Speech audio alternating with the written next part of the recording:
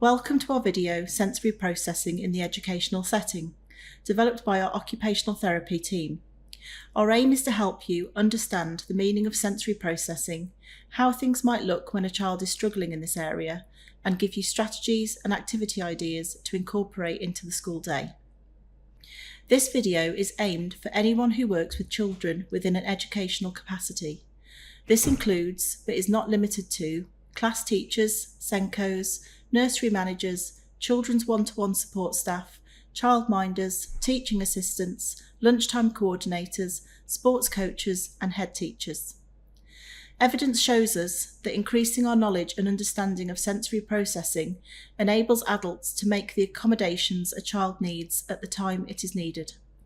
In this video, we aim to help you learn what sensory processing is and how it relates to the classroom and general education environment. We want you to leave this session with a toolbox of strategies specifically suited to an education setting and to have an increased confidence in supporting children with sensory differences. Within this video, we will share resources and signpost you to where to go to continue to further your understanding.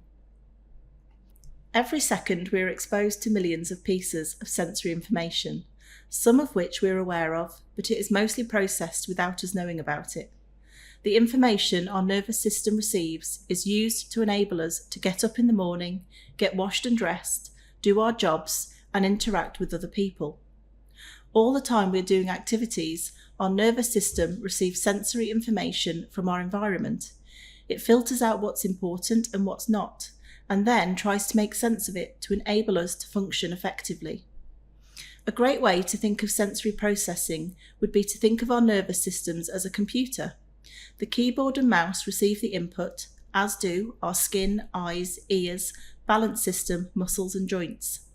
This information is transferred to the computer where it is processed in much the same way that sensory information is processed by our brains. The computer will try and make sense and process what's being put in, and then ultimately will react to our demands. If the computer is bombarded with too much information, all at once, it might freeze or crash. It might need time to refresh the screen, or it might not print out what we wanted in the order that we wanted it. Ultimately, when the input isn't processed correctly, the output won't be what we expected or desired. This is similar to how sensory processing works. Sensory processing is a largely unconscious process that starts developing before birth and continues throughout life to help keep us safe and enable us to function. Although we will talk about each individual sensory system, it's important to remember that all of our senses interact and are affected by each other, which makes us all very complex. We are not born with a mature sensory system. It develops throughout childhood, through experiences and play. Everyone's sensory system is unique to them, with different preferences and dislikes. This makes us interesting. However, if our sensory preferences or dislikes become so extreme that they disrupt our daily life, then this might be seen as a sensory difference. Children with sensory differences will present in different ways. They may, for example, get distressed at loud or unexpected noises. They may struggle to sit still or have very poor attention. A child may seem clumsy and they might frequently fall off their seat or be seen slumping across the desk. They might look dishevelled and not notice that they have food on their face or that their clothes are all twisted up. There might be a child who zones out in a busy classroom or who always needs prompting to get moving. Or you could notice a child who hits out when other children get too close and who struggles to wear their school uniform. If you work with children between the ages of 0 to 5 or children who are working at a younger developmental level to their chronological age, many of these behaviours form part of normal development and will gradually phase out over time. When we think about sensory processing, we could think about each sensory stimulus as an individual box travelling along a conveyor belt. The conveyor belt represents the nerves in our brain. Each box is taken off and sorted when it reaches the brain. If these boxes move at a steady speed, it's easier to sort and stack them. If the conveyor belt goes too fast though, it will be harder to take the boxes off and organise them efficiently. and life could suddenly get much more chaotic. It could feel overwhelming and may make you feel angry and upset. Conversely, if the conveyor belt goes too slowly, you might get bored of waiting and do something else instead. You may even tune out completely and then miss a box when it eventually comes. To make life more challenging, a child may have a fast conveyor belt for one type of sensory input, such as touch, but a slow conveyor belt for another sense, such as movement. Sensory modulation could be thought of as the way the nervous system is able to adjust to the speed of the conveyor belts. It might be that the individual conveyor belts are sped up or slowed down, or the nervous system finds a way to cope with the information as it's delivered. Sensory modulation, therefore, is the sensory system's ability to regulate or adjust to the information it's receiving and to enable the information to be regulated or organised in a graded or adaptive manner. Some sensory stimuli has an excitatory impact, whereas other stimuli has an inhibitory or calming impact on the sensory system. This means that some sensory stimuli speeds the conveyor belt up and other sensory stimuli helps to slow it down. To have effective sensory modulation, we need equal measures of both so that the conveyor belts move at a steady, predictable rate. When sensory modulation functions effectively, we are in a regulated state, which enables us to listen, learn, and focus. Some children and adults with sensory processing differences are unable to shift into this state or remain in it for long, and so will struggle to listen, learn, or focus. For children under 5 years old, it's normal for sensory modulation to be variable. They won't be able to sit still and focus for long before they move on to the next activity. Or they may have become so engrossed with something that they're doing, they miss other things that are happening around them. Sensory modulation is extremely important for school-age children as it's necessary to be effective learners. Another useful analogy to help you think about sensory regulation is to compare it to driving a car. In a just right state, the car has the right amount of fuel going to the engine and so you can drive smoothly. React appropriately to things in your environment and avoid obstacles. Similarly, when our sensory system is regulated, sensory information is processed effectively so we are aware, calm and focused. Children who are regulated can focus on their work in class and play appropriately with their friends on the playground. When there isn't enough fuel to the engine, the car will be jerky, stopping and starting. It will take a long time to get to your destination, or the car might stall and not move at all. In this state, the child isn't getting enough sensory information, so may appear slow and sluggish. They may daydream and appear zoned out a lot of the time. They may struggle to recognise or respond to relevant sensory information in their environment. Alternatively, if there's too much fuel going through, the car will be moving at high speed. This may be okay on a clear motorway, but if you drive through a town, you won't be able to spot obstacles or make the adjustments necessary to stay safe. In this state, the child may be on the go and struggle to sit still. They may have extremes of emotions and so get very angry, worried, or upset. Learning is not an option as they're unable to concentrate. Many children with sensory differences struggle to modulate sensory information to enable them to stay in the just right zone. So what are our senses? We have 5 very well-known senses that the majority of us are aware of. We see through our eyes, this is known as our visual system. We smell through our nose, which is our olfactory system. We listen through our ears, this is known as our auditory system. We taste with our tongue, known as the gustatory system. We recognise touch from our skin, which is our tactile system. All affect how we interact with and explore our environment. We also have hidden senses that you may not have been aware of. As occupational therapists, these are the ones we tend to focus on that little bit more. Our sense of movement is called the vestibular system. It helps us to know if we're still or moving. This sense originates within our inner ears and is extremely important to support our balance and posture. Our sense of touch is called the tactile system. Receptors for this sensory system are found throughout our skin and mouth.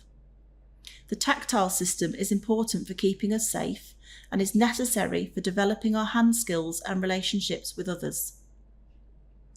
Our sense of body position is called the proprioceptive system. Every time we move a muscle or joint, a message is sent to our brain to let us know the position of that part of our body.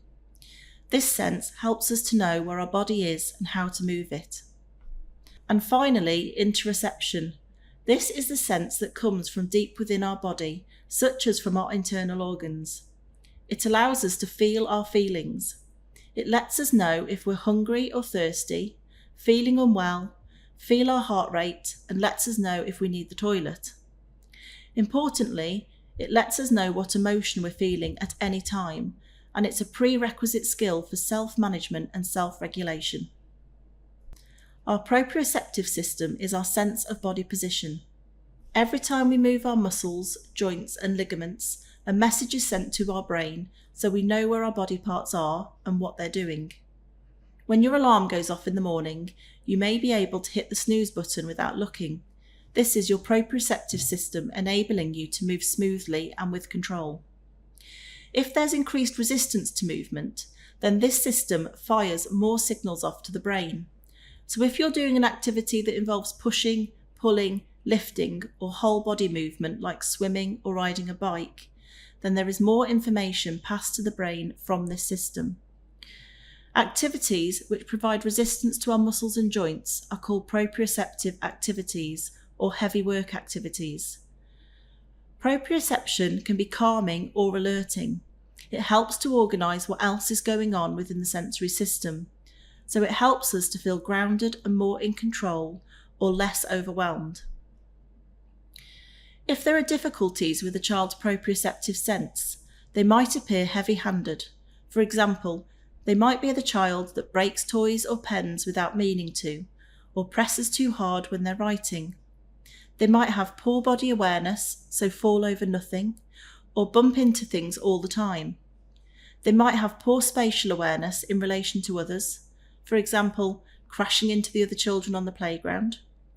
If they're seeking more proprioceptive input, they'll be very fidgety and very active, on the go all the time, crashing and banging their way through the day. The vestibular system receives information from the inner ear. Within the inner ear are semicircular canals. They are like fluid-filled hoops that sit at different angles. As we move our head, the fluid within these hoops moves, sending sensory messages to the brain about movement, change of direction, and the change of head position. For most people, fast movement and lots of change of direction increases alertness, whereas slow movement in one direction, such as rocking or slow swinging, are more calming to the nervous system. A good way of thinking about this is to imagine being on a spinning fairground ride. You're unlikely to want to fall asleep after getting off a ride like this. You're more likely to feel pumped up and ready to dance. Now imagine sitting in a rocking chair or lying in a gently swinging hammock. This kind of motion, which is slow, steady, linear and repetitive, is likely to make you feel calm and relaxed, even sleepy. In the same way that proprioceptive input can have an excitatory or inhibitory effect on our nervous system, so too the vestibular system can help calm or excite us, depending on the type of input we're receiving at the time. Children are often seen hanging upside down from a climbing frame or off the side of the settee. Hanging upside down with the head in this position can be incredibly regulating and organising for the sensory system. So if a child enjoys hanging upside down and they can do it safely, it can be a helpful way for them to feel regulated. If a child has vestibular difficulties, you might see some of the following examples. If they're oversensitive, they won't need much movement sensation before they feel overwhelmed. They might avoid movement activities and try to keep their head still when moving around. They may get upset and cry with movement. They might avoid play and exploring, or they might feel nauseous and complain of headaches after movement. If they're undersensitive, they need lots of movement but struggle to register that movement. You might find that this child is more of a risk taker and has a very high activity level. They're on the go all the time. There's lots of spinning, jumping and hanging upside down as they try and fill up that glass and get as much information as they can from their vestibular system. The tactile system uses receptors from the skin and mouth to receive sensory information. It works along two different pathways in our nervous system. The protective pathway allows us to identify pain, temperature, tickle and light touch. This type of touch information travels extremely quickly to the brain to enable a protective response, often before we're even aware. For example, if you touch a hot radiator, your hand will snatch away before you've had chance to formulate a thought in your mind. You don't have to think, oh, it's hot, I'd best move my hand. Your brain moves your hand away before you can even think. This part of the tactile system is very important for keeping us safe. The other tactile pathway is the discriminative system. It's the system you use when you put your hand into your handbag or pocket to feel your car keys. You can feel the difference in the texture, the size and the temperature of objects through your sense of touch, so you can tell the difference between your keys, your purse or wallet. It's also the system that allows you to feel vibration or touch pressure. The discriminative system inhibits, so it controls or dampers down the protective system. For example, if you've got an itchy mosquito bite, to dull down that horrible tickly sensation by scratching or rubbing. We're naturally drawn to use our discriminative system to help calm down the protective system. When you stub your toe on a piece of furniture, you will immediately rub and squeeze the painful toe. From a sensory perspective, we're using our discriminative system to calm down our protective system by applying firm pressure touch to calm the protective system down. For most people, light tickly touch or unexpected sudden touch is alerting and often unpleasant for the nervous system, and deep pressure touch is generally calming and grounding. For example, unexpected light tickly touch, such as the feeling of an insect crawling on your skin, automatically alerts you in an unpleasant way, whereas firm pressure from a massage will usually feel relaxing and calming. If a child is undersensitive to touch, it means they'll struggle to register tactile information, no matter how much is going in. In an effort to try to get the information it needs, this child's sensory system may drive him or her to constantly seek out tactile input. This might look like constant fidgeting, touching other people or objects in the environment, mouthing and chewing on sleeves, shirt collars, pencils, or other non-food objects. You might see biting down, rubbing or pinching on their own skin or other people's. They may have a reduced response to pain or temperature and so do not realise they've been hurt or react as you would expect when they have fallen over. If the child is oversensitive to touch, you might see difficulties with how they process information, so any unexpected or light touch could be perceived as pain. This can cause the child's nervous system to react as though they're under threat and cause automatic responses such as running away, hiding, freezing, or hitting out at others. A child that someone has brushed against when walking past may respond by hitting out. Children who are oversensitive to touch avoid messy play. They are likely to have difficulties with getting dressed and struggle with the sensation of clothing, so you might find that they only accept wearing certain textures, complain about the seams on their socks or labels in the back of their clothes. Busy environments are likely to make a child feel very anxious or stressed. Self-care activities involve lots of touch, so these children are likely to have difficulty with any hair or teeth care and have difficulties with bathing or showering. Children can also present with a mixed profile, where they don't seem to notice crashing into the side of a table, but appear to overreact at a slight scratch on the skin. This kind of sensory profile is usually where the proprioceptive sense is undersensitive, but the tactile system may be oversensitive. And it's important to remember that all of our senses interact with one another, so each person's sensory profile is very specific and unique to them. We can also be over or undersensitive in other areas of the sensory system. For example, a child may not notice the detail of the world or struggle to know what to attend to. They may be overwhelmed when there's too much visual information. For example, supermarket shopping can be an issue, or they may struggle when the Christmas decorations go up. You might notice that some children are distracted by every tiny detail of things in their environment, or conversely, they seem to miss everything that's going on. If there's difficulty processing auditory information, children are often more anxious. Unexpected sounds can overstimulate and overwhelm the nervous system. Sounds in our environment can't be controlled. We can't say, "I'm walking to school today, please don't mow your lawn, and I don't want any noisy motorbikes driving past." This can make the child feel anxious as their sensory system is constantly on high alert for unexpected sounds. It can be easy for these children to want to stay safe at home rather than venture out into a noisy world, and without support, they can become isolated. Often children who have difficulties with auditory processing can be the noisiest child in the classroom. If you make lots of noise yourself, you can drown out all the noises in the environment.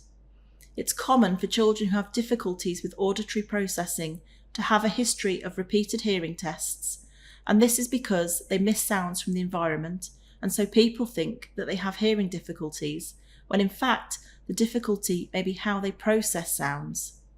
They may have difficulty following classroom instructions because they struggle to identify the teacher's voice from the other noises or voices within the classroom. Smells have a very strong link to memory, and so smells can evoke experiences that you've had previously.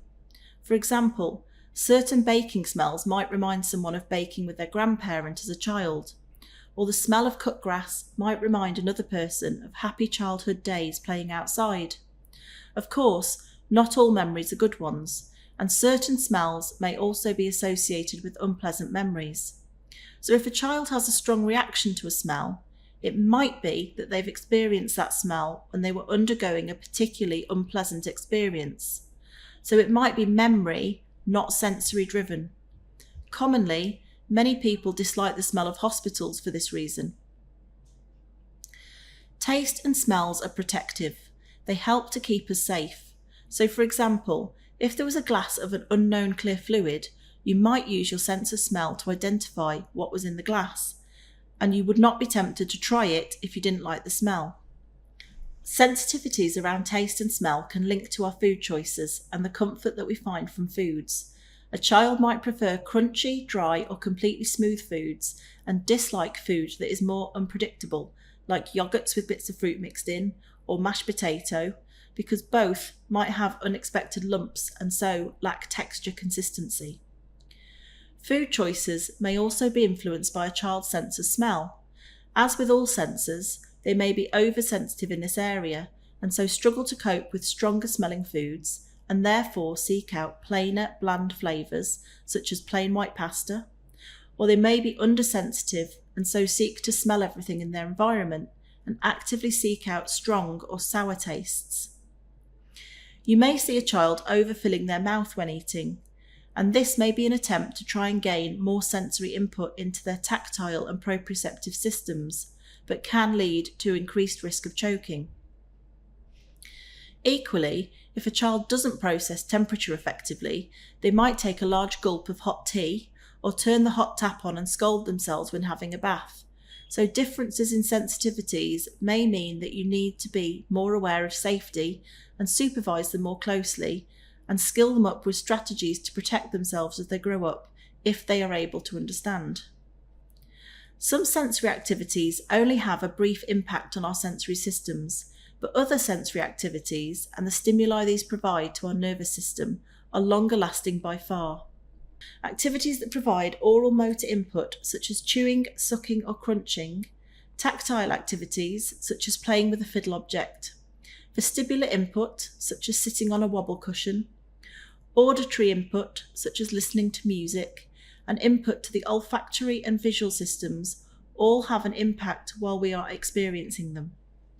As soon as we stop chewing, playing with a fiddle object, or listening to music, however, the effect on our sensory system quickly dissipates, We can remove a dysregulated child from a noisy environment to reduce the impact it has on their sensory system, but as soon as they return to the noisy classroom, they're likely to become dysregulated again.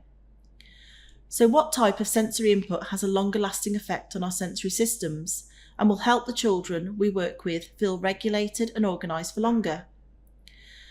As occupational therapists, we encourage and recommend activities which are proprioceptive.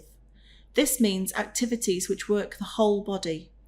You may know them as heavy work activities. Evidence shows that proprioceptive activities can continue to have a regulating input to our nervous system for up to 2 hours after the activity has ended. Proprioceptive activities include pulling, pushing, carrying, lifting, dragging, climbing. Swimming, riding a bike, pushing a heavy wheelbarrow, or walking wearing a backpack are all good day-to-day examples of proprioceptive activities. Deep touch pressure also has a longer lasting effect. If you have ever had a massage, you may have noticed that you still feel great long after the massage has stopped. Activities could include a big squeezy hug, or asking the child to squeeze their knees close into their chest, or increasing contact of the body against the floor, such as lying on the stomach. Vestibular or movement input has the longest lasting impact of all the sensory systems. However, it is also more unpredictable, so a child who shows no response to spinning at the time may feel sick or have a headache hours after the activity. After-school meltdowns can be an intense response to an overwhelming situation or series of stressful triggers throughout the child's day. The child may lose control of their emotions, run away, hide, or appear withdrawn or shut down. It's common that children who are socially aware will mask or hide their sensory differences while at school, and then fall apart when they're within the safety of being at home or with their parents. This can be challenging for school staff, as the child may appear absolutely fine at school. It's also difficult for parents who experience the extreme behaviour at home whilst having a model student at school.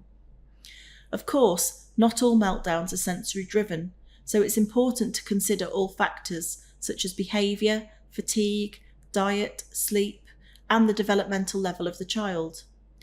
Also, emotional or social difficulties they may be experiencing. Imagine that the child's sensory system is like a bottle of pop.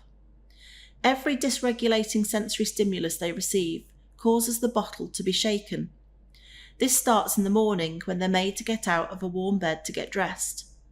Putting a uniform on, brushing teeth and hair, and having a wash may have given them more dysregulating tactile input.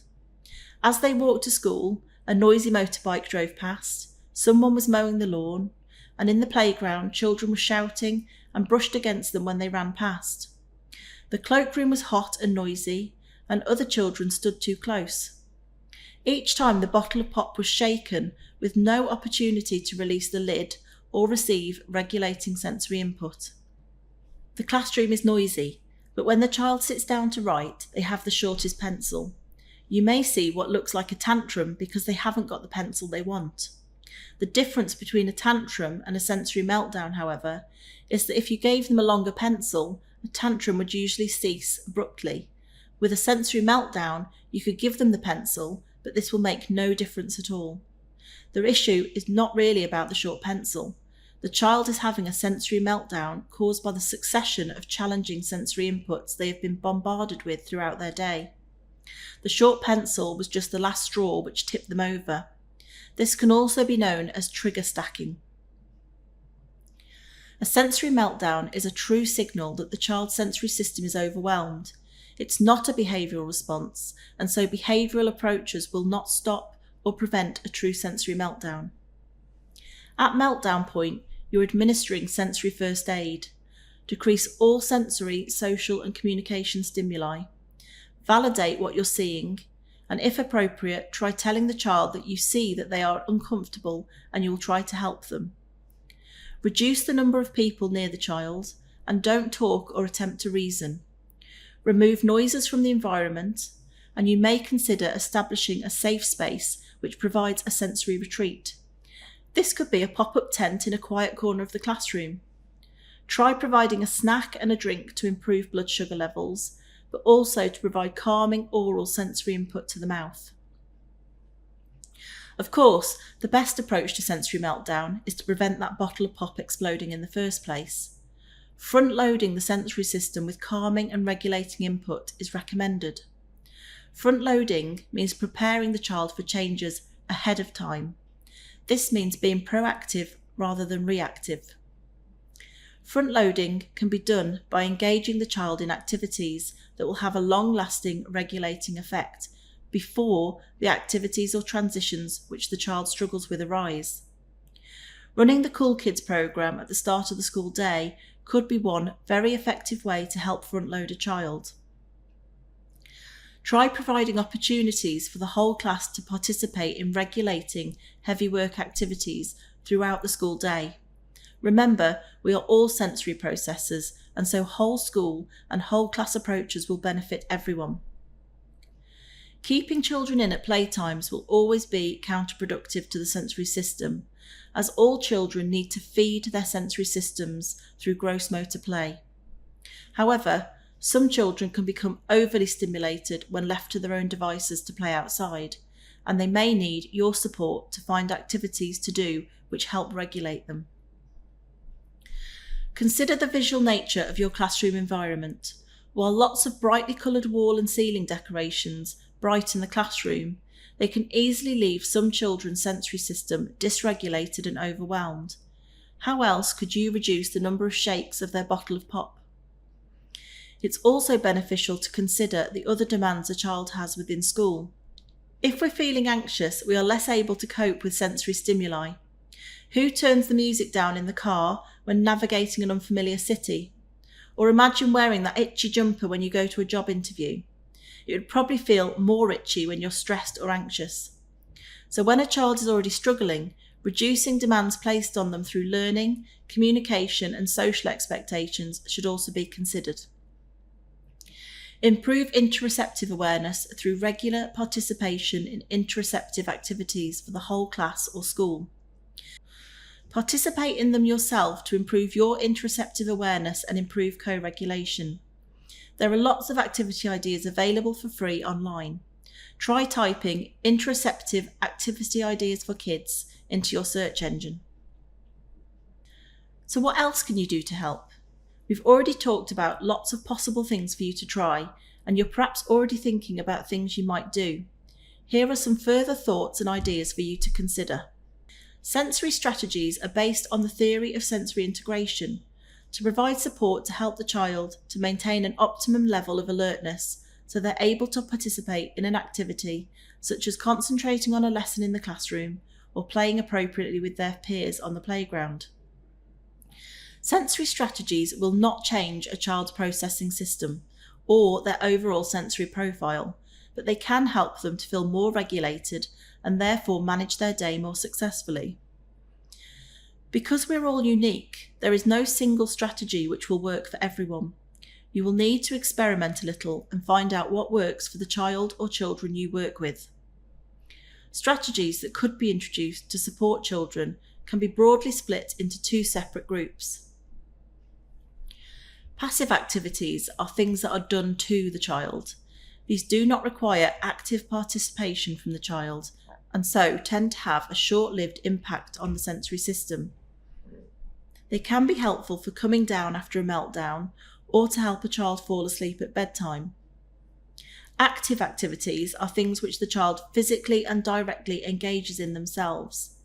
These have a much longer lasting regulating effect on the child's nervous system and are ones we particularly encourage within school. An example of a passive activity is the use of weighted equipment. A weighted blanket may support the child by providing firm pressure. The child is not actively engaged, the weighted blanket is doing it to them. Some children really benefit from the use of weighted equipment, be it blankets, lap pads, shoulder pads or weighted clothing, whereas they can make no difference for other children. The research for the use of weighted equipment is not strong, and passive sensory activities only have a short-lived effect on the sensory system. This is because the nervous system becomes accustomed to the sensation quite quickly, and then it stops having an impact. Please do note that if you're using weighted blankets, they need to be the correct weight for each child, and there are safety guidelines on the use of these items. Please see our website for more information. As we have said before, we all have different sensory profiles, and so using a one-size-fits-all approach is not recommended. An example of an active activity would be a child carrying a box of books or climbing up an outdoor climbing frame. When children are actively participating in physical activities, they are more likely to be able to access vestibular and proprioceptive input, which will have a longer lasting organising impact on their sensory system. Think about what resources and opportunities children are able to access during their school day in your own classrooms and playgrounds. As we've mentioned previously, it is common to see behavioural responses from children with sensory differences. They may hit out, hide, run away, or shut down or zone out. You may see attention issues or emotional responses. When you see behaviours, consider if it may be a sensory response that you're seeing. Consider the situation. What was the child doing before? When are you seeing the issues? How does the child respond? And what sensors could be involved in the activity? Consider the environment. What is the noise level? Are there any smells? What's the lighting like? Are there many visual distractions? Before we ask a child to concentrate and complete a challenging activity, everything else must be as good as it can be. Creating a sensory-friendly classroom is recommended. Next, consider the activity. What sensory systems are involved? Are there any changes that could be done to reduce or alter the sensory stimuli involved? Is it necessary to complete the activity, or could it be done differently, done somewhere else, or broken down into smaller parts? Finally, think about the child. Are they at the just right level, or is their engine racing or going too slow? A dysregulated child is likely to struggle to participate in any activity. This is why rewarding a child with movement after they've completed a task or removing break time from a dysregulated child is counterproductive. Consider regulating sensory input as something the child needs before they're able to participate in activities. When does the child seem most calm? What do they do when they're calm or regulated? Look for times when they're coping well and consider what sensory stimuli did they have before and during those times. This may give clues of what type of sensory input helps them feel more regulated. Try leaning into the sensors that help them. If they chew their sleeves, how else can you give oral sensory input? Can they have a drink through a bottle with a straw? Can they have a chewy or crunchy snack at break? If they enjoy wrestling and crashing at break time, instead of stopping them, can activities that provide rolling on the floor, jumping, carrying, or crashing games be encouraged instead? Consider yourself for a moment. How are you feeling right now? Hopefully you're feeling alert and interested in this video, but perhaps you're not. Maybe you're feeling tired. Maybe you're starting to feel hungry. Perhaps you might be thirsty and feel ready for a cup of tea. Do you need the toilet? Did you realise you were feeling any of these things before you were asked to think about it? Please feel free to pause this video and go and take care of you. Adults need to be regulated themselves before they can support a child to feel more regulated. Life can be stressful. Take time to do activities to support your own self-regulation. There are lots of things you could try, such as practicing yoga, mindfulness, gratitude, journaling, meditation, or physical exercise. When thinking about the children you work with, it's important to have an awareness of your own sensory profile. For example, your own sensory profile might clash or work with a child you are supporting without you even realising it. When you are aware of and understand your own sensory preferences, you are better able to support others with theirs, and you may also be able to adapt some of the things you do better to click with the child you're working with. Find out all about you by accessing the booklet Making Sense of Your Sensory Behaviour, available from our website. It can be quite enlightening as well as good fun to find out all about how we tick. For now, here are some thoughts to get you started. Is your speech quite animated, perhaps with lots of gestures? Maybe you tend to talk quite quickly, or you speak slowly and deliberately. Do you speak loudly or move quickly? Do you have slower movements and quiet speech? Which does the child you are working with respond to better? Think about the clothing you're wearing. Do you tend to choose bright colours and bold patterns, or do you prefer plainer colours? Do you use perfume products? Children who struggle with olfactory input may withdraw from you or even tell you that you smell funny because to their sensory system, your expensive perfume, aftershave or deodorant may be too overpowering. Another child may love the way you smell and be drawn to you because of it. Consider how a child with sensory differences identifies your voice and class instructions from general class noise. Can you use visuals to support the instructions you're giving and to provide structure and predictability to the school day? If a child is already dysregulated, they will be unable to process anything that they're being asked to do. Consider creating a sensory-friendly classroom. Reduce the number of distractions where you can, auditory and visually. Think about reducing wall and ceiling decorations, particularly on and around a point of focus, such as the interactive whiteboard. Cover or remove classroom clutter. Always use natural lighting if you can, or try using dimmable lights. If you can, have outside classrooms wherever practical. Think about making a quiet area within the classroom. This may be a pop-up tent or a quiet reading area with comfortable seating. Some children may need to leave the busy classroom at times to work somewhere with reduced distractions in order to properly focus on a learning target. Consider where this could be within school. Is the classroom hot or cold? Can you work with a child with sensory differences to see where they're most comfortable sitting? Is it at the end of a desk, at the front of the classroom, directly facing the teacher, away from heavy traffic areas? We generally assume that a child who is sitting still in the classroom and looking at the teacher is concentrating. However, this may not always be the case. A child with sensory differences may be concentrating well if allowed to seek out the movement they crave. For example, by sitting on a wobble cushion and holding a fidget toy.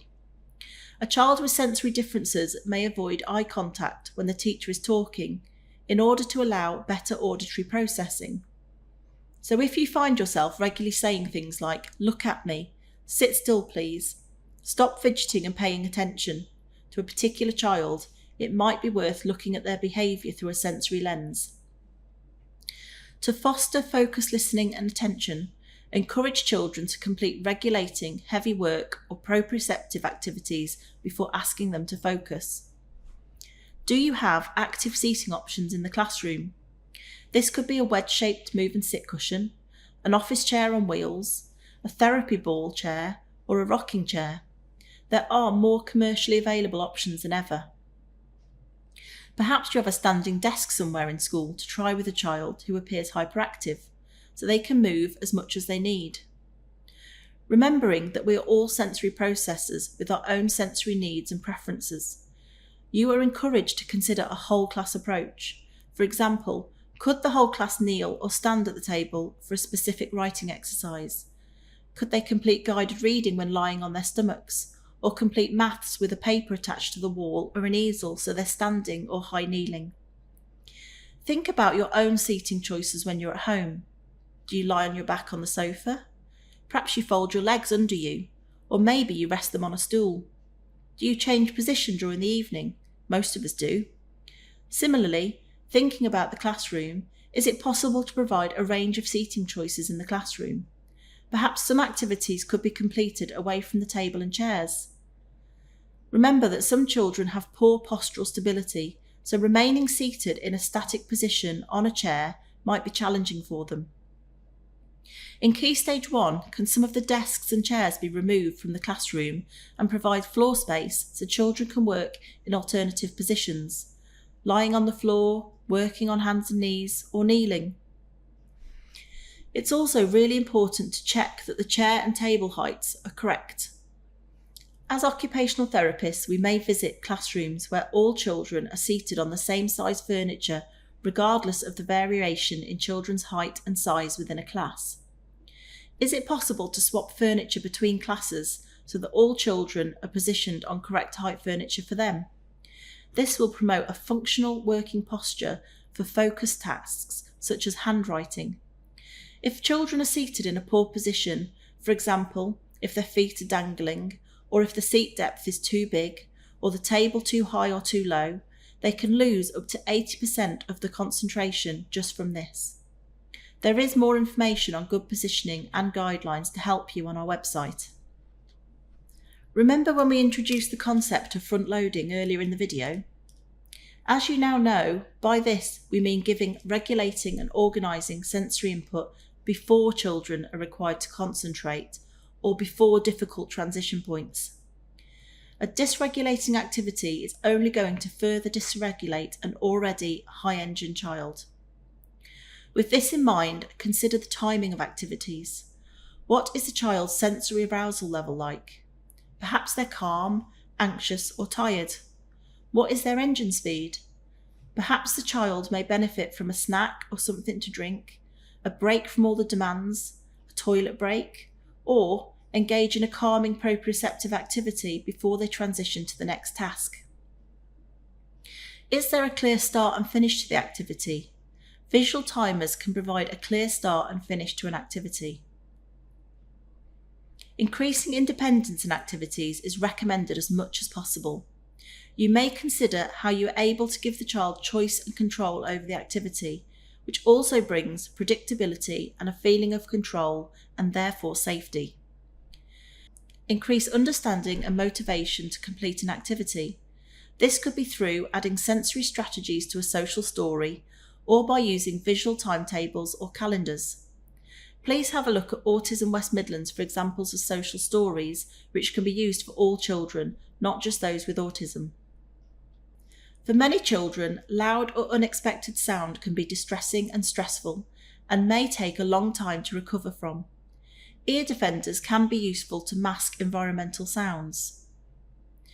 It is not possible to control sounds from the environment, but at times when you know the child will be unable to cope with the noise level, such as when fire drills are expected, in the dining hall, or in toilets where hand dryers are used, or outside school at fireworks displays, concerts, etc., the ear defenders should be made available. If using ear defenders, they should be made accessible so that the child can access them without the need to ask an adult. However, be aware that overuse of ear defenders can cause a sound bubble that the child lives in, meaning that when they take them off, they are bombarded by all sorts of stimuli, making the world feel like a much louder place. A child who happily wore ear defenders at primary may not want to wear them at secondary school, making that transition more difficult. Consider exploring other methods to manage undesired sounds, such as using a thick hood, playing music through headphones, using earmuffs, or humming or singing. Be aware that children who struggle with auditory processing are often described as the loudest, as they learn to make sounds themselves to block out background noises. If children are being exposed to noises, consider doing this in a graded and controlled way. For example, allow the child to enter the dining hall or assembly room first so the noise level builds up, rather than walking into a wall of sound in an already busy school hall. Consider noise levels at busy times, such as a crowded cloakroom or a corridor during transition time, and consider letting the child avoid these times. Turn off hand dryers or let the child use facilities where one isn't present. We have talked about using a whole class approach where possible, as the entire classroom is sure to benefit from sensory strategies to help promote focus and attention. There are lots of ways you can do this. You could set up the Cool Kids Movement programme to run in your school. Please contact us for more information on this programme, for which we provide free training. Your class could also practice daily relaxation techniques such as yoga or something similar. Providing regular movement breaks throughout the school day. These could be a quick 3-minute burst prior to transitions. For example, you could ask the children to press hard against the classroom walls to make the room bigger, or ask the children to stand up and press down on their tables with flat hands and straight arms to make the table smaller. Also encourage longer movement breaks throughout the day, which incorporate heavy work activities, things which involve resistance to movement such as pushing, pulling, dragging, lifting, carrying and climbing. Sensory and rich playground activities could be easily developed within the school for all children to access. Play activities that encourage heavy work could be in the form of obstacle courses or playground equipment.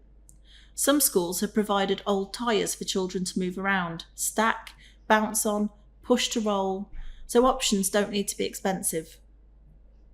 Please be flexible with your uniform policy.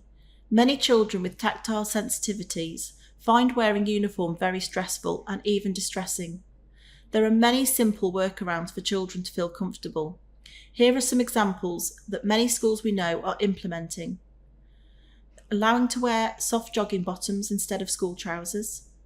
Allowing the child to swap sweaters or hoodies for zip-up tops so they don't get caught over the head and ears. Swapping polo shirts for plain neck t-shirts, or having plain tops without the school's logo but that are still matching and correct colours. Trainers may be easier to tolerate than school shoes. The added bonus is that these changes are likely to be more comfortable for children when playing outside. Finally, consider creating whole school sensory-friendly classrooms. Reduce unnecessary noise and visual distractions. Use natural lighting where possible. More information on supporting the sensory-friendly classroom can be found on our website. We've talked through lots of ideas and things for you to consider. Hopefully you're feeling excited and already have some great ideas of things which might work in your own individual setting or with a child you work with. You may already be doing some of them, and now you have some further ideas to try. However, you might also be feeling overwhelmed by all we've talked about, and you may be unsure where to start. So, to start with, instead of trying to change the entire school day, focus on the more challenging times of the day. You will know what these are for the child you have in mind. Most common hotspots are those busier environments, such as assemblies, school halls, unstructured times such as playtimes, transitions at the start and end of the day, or when returning to the class after breaks and times when usual class routines are disrupted. These are likely to be most challenging for children with sensory processing difficulties. Consider the environment during these tricky times. What are the sensory stimuli and can they be reduced in any way? What activity are you asking the child to do? Can it be altered or reduced? Is it necessary? How can it be changed to reduce dysregulating sensory stimuli? Or can it be altered to provide more regulating input? Perhaps you can use visual timetables or visual timers to increase predictability and provide a clear start and finish. Finally, what is the child's state of regulation like? Check whether they are hungry or thirsty. Perhaps they need the toilet. How fast is their engine running? Perhaps they need some support to feel more regulated before beginning the activity.